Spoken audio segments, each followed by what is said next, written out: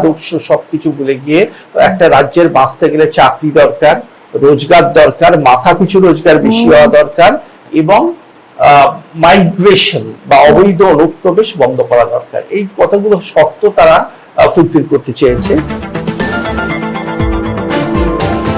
বাংলার মহিলারা যেন রাত 2টোর সময়ও স্বাধীনভাবে সেফ ভাবে চাকরি বাকরি করতে পারেন, সেখানে কোনো বাংলাদেশি দুধের গাই মমতার ভাষায় এসে যেন তাদের উপর আক্রমণ না করেন, তো এইটা নিশ্চিত করার দরকার।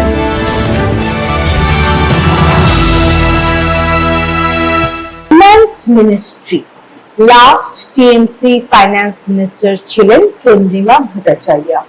আপনার মতে এবারে কে প্রবাবল ফাইন্যান্স মিনিস্টার হতে পারে? আমার ব্যক্তিগতভাবে আমি চাই সঞ্জীব সান্যাল হোক। সঞ্জীব সান্যালের সাথে কয়েকদিন আগে আমার আলাপ হয়েছে, গোলপার্কের একটি অনুষ্ঠানে এসেছিলেন। স্বামী বিবেকানন্দর একটি সংস্থা অনুষ্ঠানটা অর্গানাইজ করেছিল। ওই ভদ্রলোক প্রধানমন্ত্রীর ইকোনমিক অ্যাডভাইজার, এবং ওনার যে পশ্চিমবঙ্গের অর্থনীতি নিয়ে ওনার যে আন্ডারস্ট্যান্ডিং, সেটা কিন্তু একটা বড় ডিফারেন্স করতে পারে। দ্বিতীয়ত শিল্পর ক্ষেত্রেও উনি একটা বড় তফাৎ করে দিতে পারেন। আমার ব্যক্তিগত ইচ্ছে হচ্ছে অর্থমন্ত্রী অথবা শিল্পমন্ত্রী হিসেবে সঞ্জীব সান্যাল আসুন। কেন বলছি, শুভেন্দু অধিকারী 2টো আসনেই জিতেছেন, একটা আসন ওনাকে ছেড়ে দিতে হবে। মোস্ট প্রবাবলি উনি নন্দীগ্রাম ছেড়ে ভবানীপুর রাখবেন। এই নন্দীগ্রাম আসনে যিনি ফাইন্যান্স মিনিস্টার হবেন তাকে দাঁড় করিয়ে ইলেক্ট করে আনা যেতে পারে। কিছু কোয়েশ্চেন আমার ফাইন্যান্স মিনিস্ট্রি নিয়ে রয়েছে। রাজ্য হিউজ স্টেট ডেটে ডুবে রয়েছে। যদি আমি খুব ভুল না অঙ্কটা কষে থাকি, তাহলে 8,20 কোটি টাকার মতন ডেট রাজ্যের আছে। এইটা কিভাবে এই ডেটটাকে বিজেপি এবার সামলাবে? মানে ডেট রাইট অফ করা যায়, সেন্টারে তো এটা ডবল ইঞ্জিনের সরকার, তা ডেট তো রাইট অফ করে দেওয়া যায়। যে কোনো ডেটই, যে ব্যাংকও যেরকম রাইট অফ করতে পারে, সেন্টারও রাইট অফ করতে পারে। সহজ রাস্তা। এই যে শাসনটা হয়েছে গত 50 বছর, আমি 50 বছরই বলছি কারণ আমি 77 থেকে ধরছি, বা 49 বছর, এই শাসনটা ছিল একটা বামপন্থী শাসন। প্রথমে বাম সিপিএম এর ফর্মে, তারপর অতি বাম তৃণমূলের ফর্মে। এই যে বামপন্থী শাসনের যেটা স্বাভাবিক প্রবণতা হয়, প্রচুর খরচ করে, ক্ষয়রাতির রাজনীতি এটা।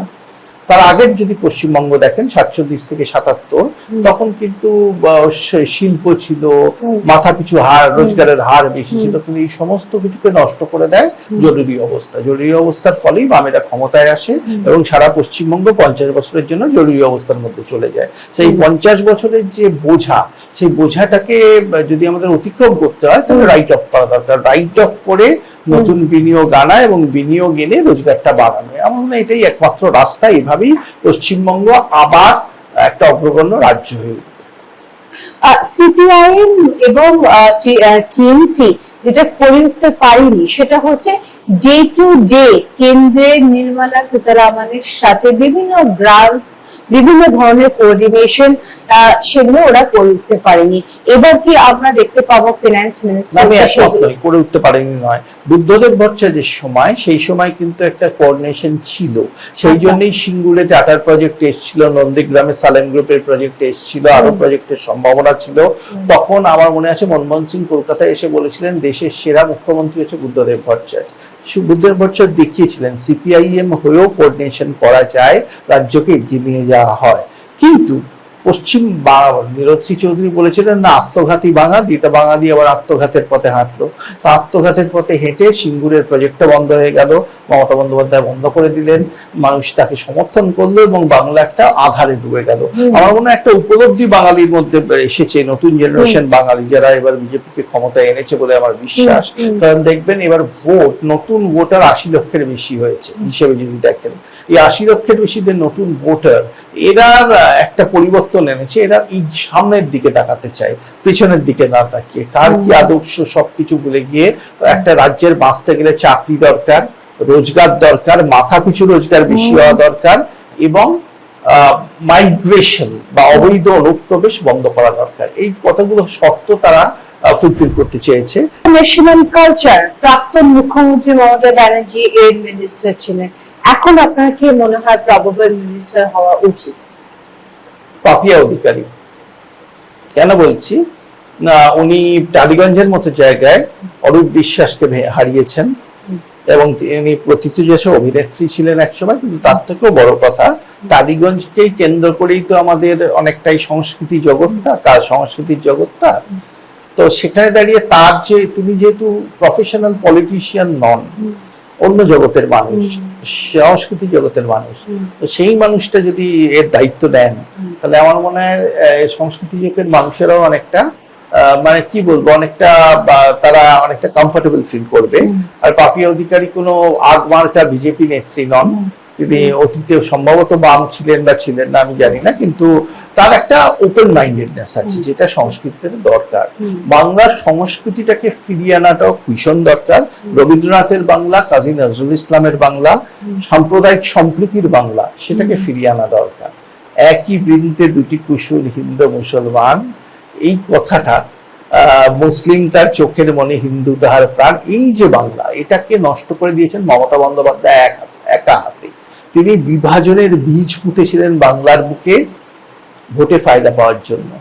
মুসলমানদের কখনো দুধের গাই বলেছেন, কখন বলেছেন একটা কমিউনিটি আছে যারা ঘিরে ফেলবে এবং আপনাদের সব শেষ করে দেবে, অর্থাৎ দুষ্কৃতি বলেছেন। এই যে ভাগ করে দেওয়া হিন্দু আর মুসলমানকে, এই রাজনীতি মমতা বন্দ্যোপাধ্যায় করেছেন।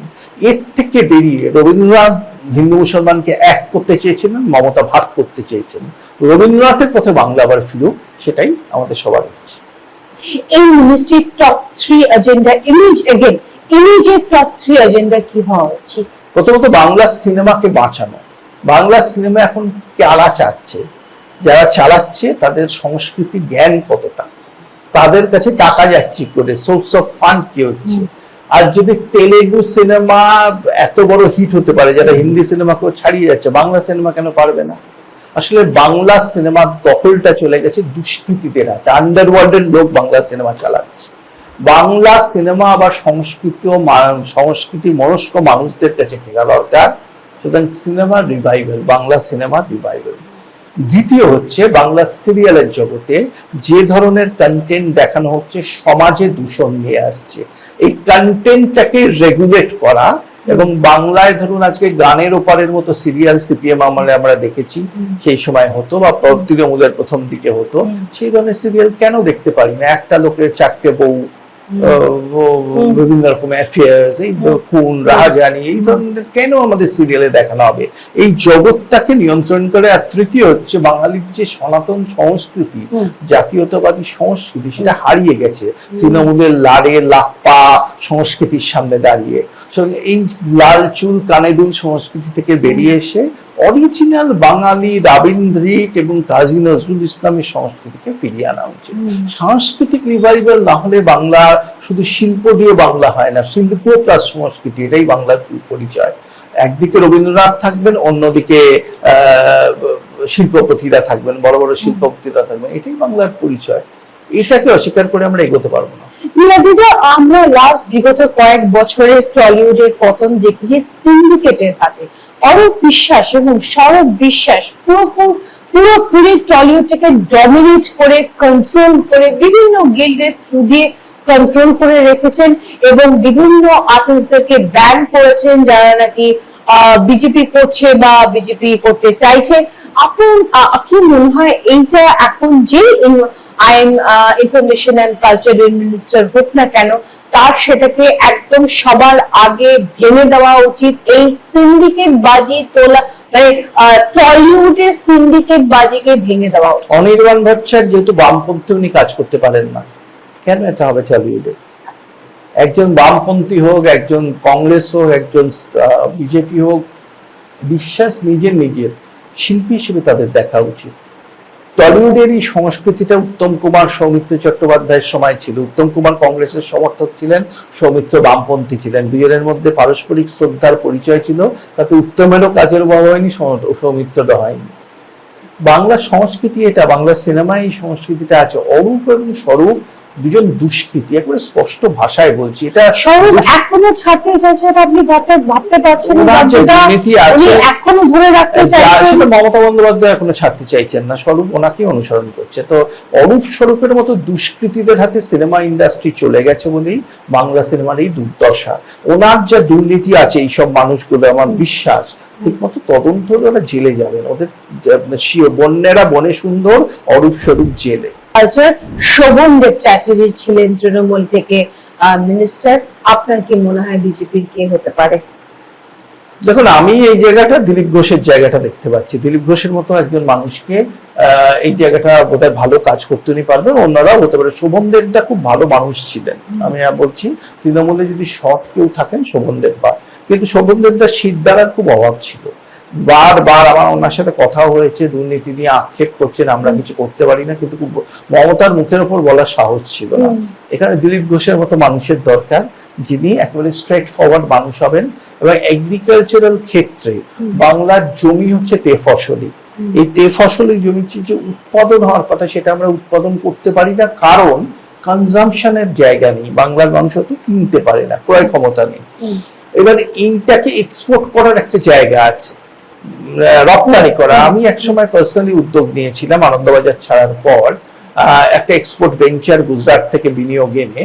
কিন্তু তারা যখন এসে এখানে যারা এই এগ্রিকালচারের দায়িত্বে ছিলেন তখন ছিলেন প্রদীপ মজুমদার বলে এক ভদ্রলোক, এবং সেই চটিচাটা আমলাদের সাথে দেখা করলেন। ওটা বলে এর সাথে আমরা কাজ করতে পারবো না, এদের কোনো কাজ করার ইচ্ছেই নিয়ে তো রোজগার করতে এসছে, দুর্নীতি করে কত দিচ্ছেন, আমার কাছে কত আসছে, এটাই উদ্দেশ্য। সুতরাং এর থেকে পার্থ চ্যাটার্জির সাথেও তখন দেখা করিয়েছিলাম আমরা, বোধহয় তখন শিল্পমন্ত্রী বা ছিলেন তিনি, তো বলে এদের সাথে আমরা কাজ করতে পারবো না, তারা চলে গেলেন। আজকে বোধহয় এই ধরনের মানুষদের আমার ফিরিয়ে আনা দরকার, যারা বাংলায় বিনিয়োগ করতে চায় ব্যবসার জন্য, তোলাবাজিকে হেল্প করার জন্য নয়। তৃণমূল একটা দুষ্কৃতীদের দল ছিল, খুব স্পষ্ট ছিল বলছি, কারণ আজ থেকে আর তৃণমূল নেই, সাইনবোর্ড হয়ে গেছে, তৃণমূল দলটা উঠে গেছে। মমতা বন্দ্যোপাধ্যায় কালকে বলে দিয়েছেন আপনারা চাইলে বিজেপিতে জয়েন করতে পারেন নিজের প্রোটেকশনের জন্য, আমাদের সাথেই আপনারা আছেন, এই ধরনের কথা বলছেন। স্বীকার করেছেন তৃণমূল আর থাকবে না। মমতা বলেছেন আমি আর ভোটে দাঁড়াবো না, কেন দাঁড়াচ্ছেন না? এবার আর দাঁড়াবো না, বাই ইলেকশনে তো দাঁড়াতেই পারতেন অন্য কোনো কেন্দ্রে। উনি ভয় পাচ্ছেন মমতা আজ পশ্চিমবঙ্গে যে কেন্দ্রে দাঁড়াবেন সেই কেন্দ্রেই হারবেন, যে কেন্দ্রে দাঁড়াবেন, যত সংখ্যালঘু প্রধান কেন্দ্রেই দাঁড়ান না কেন মমতা হারবেন, কারণ সংখ্যালঘু ভোটও মমতার বিরুদ্ধে চলে যাচ্ছে। যে মুখ্যমন্ত্রী একটি কমিউনিটিকে দুধের গাই বলেন, অর্থাৎ মানুষ মনে করেন না, যে মুখ্যমন্ত্রী একটি কমিউনিটিকে বলেন ওরা আছে, ওরা ঘিরে ফেলবে, তার দুষ্কৃতি ওরা, সেই মুখ্যমন্ত্রীকে অন্তত মুসলমানরা, প্রকৃত যারা মুসলমান, যারা বা বাংলাদেশ থেকে দুষ্কৃতি নয়, দুষ্কৃতিরা সমর্থন করবে, কোনো সাধারণ মুসলমান সমর্থন করবে বলে মনে হয় উনি সেটা জানেন, সেই জন্য উনি ভয় পাচ্ছেন। তৃণমূল আর নেই। সুতরাং বাংলা তৃণমূলের বিদায়ের সাথে সাথে, অনেকটা জার্মানিতে নাৎসিদের বিদায়ের সাথে সাথে যেরকম জার্মানির আবার পুনরুত্থান হয়েছিল এবং পরবর্তীকালে দুই জার্মানি এক হয়ে গেছিল এবং একটা অন্য জার্মানি আমরা দেখেছিলাম, একই রকম বাংলায় হতে চলেছে আমার বিশ্বাস। এই মিনিস্ট্রি টপ 3 ইমিডিয়েট এজেন্ডা কি হওয়া উচিত? সবচেয়ে বড় এজেন্ডা শিল্পায়ন, চাকরি, শিল্প, চাকরি, শিল্প ছাড়া চাকরি হবে না। 2 নম্বর এজেন্ডা হওয়া উচিত যে বাংলাদেশি অবৈধ অনুপ্রবেশকারীদের ডিটেন এবং ডিপোর্ট। যে হিউজ নাম্বার অফ অবৈধ অনুপ্রবেশকারী পশ্চিমবঙ্গের মধ্যে দিয়ে সারা ভারতে ছড়িয়ে পড়ছে, এটাকে রোধ করার রাস্তা হচ্ছে প্রথমত হচ্ছে জমি দেননি মমতা, সেই জন্য ফেন্সিং করা যায়নি, বর্ডারটাকে সিল করা এবং যারা আছেন এই মুহূর্তে তাদের আইডেন্টিফাই করে ফেরত পাঠানো। একবার সোজা, কারণ বাংলাদেশে এখন বন্ধু সরকার, ফেরত পাঠানো যেতেই পারে, তাহলে বাংলাদেশে দিয়ে কাজকর্ম করুন, কার তো কোনো ক্ষতি হচ্ছে না এর মধ্যে। আর তৃতীয় এজেন্ডা হচ্ছে মহিলাদের সুরক্ষার ব্যবস্থা করা। বাংলাদেশিরা চলে গেলে অনেকটাই সুরক্ষিত হবে বাংলা। মহিলারাও, যে মমতা বলতেন না মহিলারা রাতে কেন কাজ করবে, রাতে কেন বেরোবে, বাংলার মহিলারা যেন রাত 2টোর সময়ও স্বাধীনভাবে সেফ ভাবে চাকরি বাকরি করতে পারেন, সেখানে কোনো বাংলাদেশি দুধের গাই মমতার ভাষায় এসে যেন তাদের উপর আক্রমণ না করেন। তো এইটা নিশ্চিত করা দরকার, কারণ নারী যদি স্বাধীন না হয়, নারী যদি সিকিউর না হয়, একটা স্টেটের ডেভেলপমেন্ট হতে পারে না। একটা গাড়ির 2টো চাকা, একটা চাকা যদি না থাকে আরেকটা চাকা যতই ভালো হোক হতে পারে না। আসবো নেক্সট টাইম শিক্ষা, এডুকেশন। ব্রাত্য বসু ছিলেন এখানকার মিনিস্টার, আপনার কি মনে হয় এখন কি প্রবাবল মিনিস্টার হওয়ার যোগ্য? আমার মনে হয় স্বপন দাশগুপ্তর মতো মানুষকে করা উচিত এখানে, একজন শিক্ষিত এবং শিক্ষিত ইন দ্য প্রপার সেন্স, শিক্ষিত মানে ডিগ্রি নন। ব্রাত্য বসু অত্যন্ত বড় নাট্যকার, অত্যন্ত ভালো অভিনেতা, কিন্তু সবচেয়ে ভালো অভিনয়টা উনি করেছেন তৃণমূলের ভূমিকায়। মানে ওনার অভিনয় প্রতিভার সবচেয়ে বড় বিকাশ হয়েছে তৃণমূলের ভূমিকায় আমার মনে হয়। তো এই অভিনয় থেকে উনি মুক্তি পেলেন, একটা ওনারও জন্য ভালো হলো। আচ্ছা, আপনার কাছে আমার প্রশ্ন, সত্যি কি গ্যাপ আছে টাকা ফান্ডিং এ? শিক্ষা ব্যবস্থায় টিচারদের টাকা দেওয়া, টিচারদের সময় মতো স্যালারি দেওয়া, স্কুল খোলা বা স্কুল অপারেট করা, প্রচুর স্কুল গ্রামে গঞ্জে এমনকি সেমি আরবান এরিয়াতে ইনঅপারেটিভ হয়ে পড়ে রয়েছে, এগুলোকে কি সচল করার মতন টাকা নেই রাজ্যের যদি কাছে? রাজ্য সরকার মানুষের ট্যাক্সের টাকায় জগন্নাথ মন্দির তৈরি করেন দীঘায়, যদি কলকাতায় প্ল্যান থাকে দুর্গাঙ্গন বানানোর মানুষের ট্যাক্সের টাকায়, যদি প্ল্যান থাকে উত্তরবঙ্গে শিব মন্দির বানাবেন মানুষের ট্যাক্সের টাকায়, যদি দুর্গাপুজোর সময় পুজো কমিটিগুলোকে 1,10,000 করে টাকা দেওয়া হয় ভোট কেনার জন্য, লাভ হলো না কিছু দিয়ে। রাম মন্দির কিন্তু মানুষের ট্যাক্সের টাকায় হয়নি, সেটা সাধারণ মানুষের ভক্তদের ডোনেশনে হয়েছিল। তাহলে তো টাকার অভাব হবেই, এটা স্বাভাবিক। এই খেলা মেলা এইসব নাটক যাত্রা এগুলো বন্ধ হলেই টাকা আসবে, অটোমেটিক কথা। আর ব্রাত্য বসু তো অভিনেতা, উনি তৃণমূলের ভূমিকায় অভিনয় করে গেছেন, এখন সৎ মানুষের ভূমিকায় অভিনয় করছেন। এই অভিনয়ের মুখোশটা একদিন ছিঁড়ে যাবে। উনি যে চলচ্চিত্রে যে ভিলেনের ভূমিকাটা পালন করেন বাংলার রাজনীতিতে শিক্ষাক্ষেত্রে, সেই ভিলেনই উনি। ওনার মুখোশ কিছু নেই, মুখোশটা খসে পড়বে। উনি চলচ্চিত্র ভিলেন, বাস্তব জগতেও ভিলেন, মানুষ সেটা আজ বুঝতে পেরেছে, তাই উনি হেরেছেন। দমদমে ওনার বিরুদ্ধে অরিজিৎ বক্সী জিতেছেন, খুব পরিচিত মুখ নয়, তা সত্ত্বেও ব্রাত্য বসু হেরে গেলেন। অর্থাৎ উনি যে শুধু সেলুলয়েডে ভিলেন নয়, বাস্তব জগতেও ব্রাত্য বসু ভিলেন। উনি একজন দুষ্কৃতী, একেবারে স্পষ্ট আপনার সামনে বলছি, দুষ্কৃতী, একেবারে মার্কা মারা দুষ্কৃতী ব্রাত্য বসু, সেটা মানুষ বুঝতে পেরেছে। ব্রাত্য বসুকে যেরকম আপনি বললেন মার্কা মারা দুষ্কৃতী, শিক্ষা ডিপার্টমেন্টের সবচেয়ে দুর্নীতিগ্রস্ত আমি বলে মনে করবো কম্পেয়ার টু অন্য ডিপার্টমেন্টস। এইখানে তিনটে ইমিডিয়েট স্ট্যান্ড মানে নেওয়া একদম যাকে বলে কাল থেকেই দরকার। কি?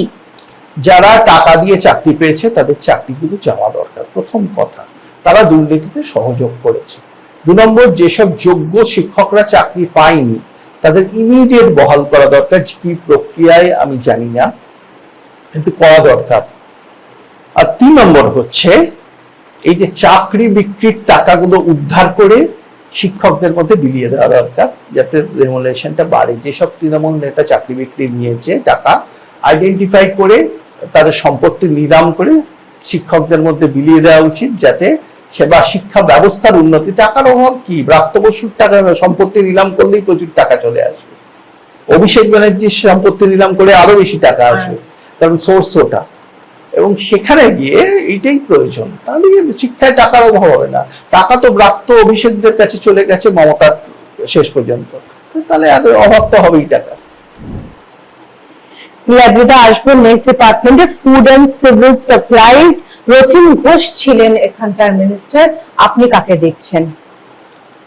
দেখুন, ফুড অ্যান্ড সিভিল সাপ্লাইজ এর মতো মিনিস্ট্রিতে একজন যার জব একটা বামপন্থী ব্যাকগ্রাউন্ড আছে, শঙ্কর ঘোষের মতো, আমি সেরকম একজন মানুষকে চাইবো। কারণ বামপন্থীরা কিন্তু ফুড অ্যান্ড সিভিল সাপ্লাইজ এর ক্ষেত্রে খুব ভালো কাজ করেছিল, রেশন ব্যবস্থা একসময় অত্যন্ত ভালো ছিল, এবং তাদের এই গণবন্টন এবং যেটা হচ্ছে অনেকটাই জনমুখী একটা প্রকল্পের জায়গা। শঙ্কর ঘোষ একটা উদাহরণ, আরো অনেকে আছেন বামপন্থী মাইন্ডেড মানুষ, যাদের জনসংযোগ, গরিব মানুষদের নিয়ে কাজ করতে পারবেন, তাদের কাছে খাদ্যের অধিকারটাকে সুরক্ষিত করা, এটা দরকার। তো আমি সেটাই বলবো, বামপন্থীরা তো এবার বিজেপিকে ভোট দিয়েছে, এটাও একটা এজেন্ডার মধ্যে থাকা উচিত। বামপন্থী মাইন্ডেড যে মানুষগুলো ছিল তাদের উপযুক্ত সম্মান দেওয়া। শিক্ষার মতন ফুড অ্যান্ড সিভিল সাপ্লাইজ কিন্তু প্রচুর দুর্নীতি দেখেছে, প্রচুর স্ক্যাম দেখেছে। আপনার কি মনে হয় বিজেপি এই দুর্নীতি কিভাবে কন্ট্রোল করবে তাড়াতাড়ি? কারণ মানে তাড়াতাড়ি মানে কারণ এটা এমনই পচে গলে যাওয়ার জায়গায় চলে গেছে যে সময়ের হাতে খুব কম। এটাকে তাড়াতাড়ি কন্ট্রোল করার রাস্তা হচ্ছে যারা দুর্নীতি করেছে, এইসব দুর্নীতির সাথে যুক্ত, তাদের এরিয়ায় গিয়ে উল্টো করে ঝুলিয়ে দেওয়া। অমিত শাহ যেটা বলেছেন সেটা আর করা যায় না। কিন্তু যেটা করতে পারেন তাদের এমন দৃষ্টান্তমূলক শাস্তি দেওয়া উচিত যে দুর্নীতি করার আগে মানুষ 10 বার ভাববে, দরকার হলে তাদের তুলে নিয়ে এনকাউন্টার করা উচিত। অফিসিয়াল সরকার স্বীকার করবে না। উত্তরপ্রদেশে যোগী যেভাবে দুষ্কৃতীদের মোকাবিলা করেছেন, তৃণমূলী দুষ্কৃতীদের, তৃণমূল মদতপুষ্ট দুষ্কৃতীদের, ঠিক সেই বছর এত বিচার এই সেই চলতেই থাকবে, তাহলে আর সরকারের টাকা যাবে, জাস্ট এনকাউন্টার করে দেওয়া উচিত। টপ 3 এজেন্ডা, ইমিডিয়েট এজেন্ডা কি হচ্ছে, যদিও একটা আপনি বললেন, টপ 2 ইমিডিয়েট এজেন্ডা কি হওয়া? গরিব মানুষ যাতে মিনিমাম খাবারটা পায় এটা নিশ্চিত করা উচিত। লাক্সারি যে যেমন করবে সে সেরকম থাকবে, কিন্তু মিনিমাম দুবেলা পেট ভরে যাতে এরা খেতে পায় এটাকে ইনশিওর করা বোধহয় খুব খুব দরকার। আর তৃতীয়ত হচ্ছে ভালো খাবার পায় যাতে, মানে খাদ্য গুণের উপর জোর দেওয়া উচিত। কন্টামিনেশন অফ ফুড, যেগুলো হচ্ছে যে সারগুলো ইউজ করা হচ্ছে সেই সারগুলো কতটা ঠিক, কোয়ালিটি অফ ফুড এটার উপর ফোকাস করা উচিত। পশ্চিমবঙ্গে ফোকাসটা অনেক সময় কোয়ান্টিটির উপর হয়েছে, কোয়ালিটির উপর সেভাবে ফোকাস হয়নি। সেইগুলো এগ্রিকালচারাল এক্সপার্টসদের এনে এই জায়গাটা আমার মনে খুব দরকার।